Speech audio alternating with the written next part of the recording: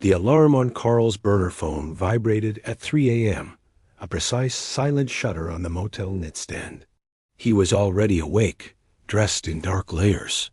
The job was simple: a data snatch from a biotech firm's off-site server farm, a low-rent concrete box in an industrial park, in and out in 7 minutes. A final job, the payout large enough to vanish. He parked 3 blocks away in a stolen Honda, the engine cooling with quiet ticks. The air was cold and smelled of wet asphalt and distant diesel. He moved through the shadows, a ghost against the chain link. The security was a joke aboard guard who patrolled on the half-hour, and a magnetic lock on a service door whose code Carl had bought from a disgruntled electrician for $2,000. 3:07 a.m. He slipped inside, the door sighing shut behind him. The corridor was a tunnel of humming pipes and the aggressive buzz of fluorescence. The server room was 2 lefts and a right. He knew the blueprint like he knew the scars on his own hands. His gloved fingers found the keypad. 7209. The door clicked. Inside, the world was a symphony of blinking LEDs and a low, constant roar of cooling fans.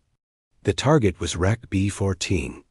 He found the drive, a sleek black rectangle among its duller siblings. The extraction was swift, a practiced motion. He slotted the blank in its place. 3:11 a.m.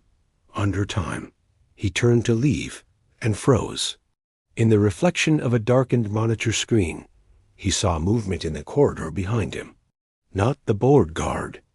A figure in tactical black, face obscured, moving with a lethal, silent grace. A ghost better than him. Carl's exit was cut off. His mind raced. There was no other door. The air vent was too small. He was in a soundproof box. The door eased open. The figure stood there, a compact machine pistol held low. No words. The muzzle came up. Carl didn't raise his hands. He dropped the drive. It clattered on the tile floor.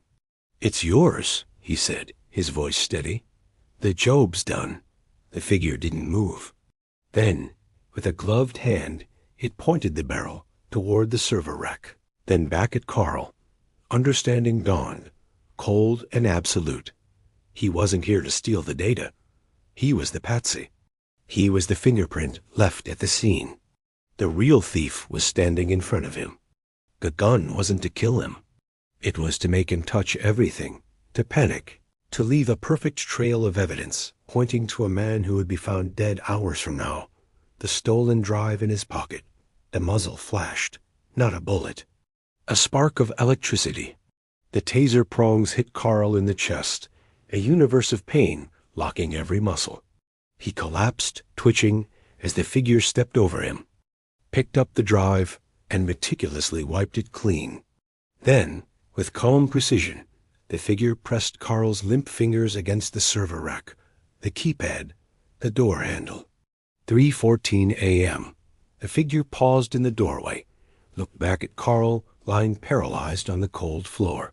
A voice, modulated and empty, came from behind the mask.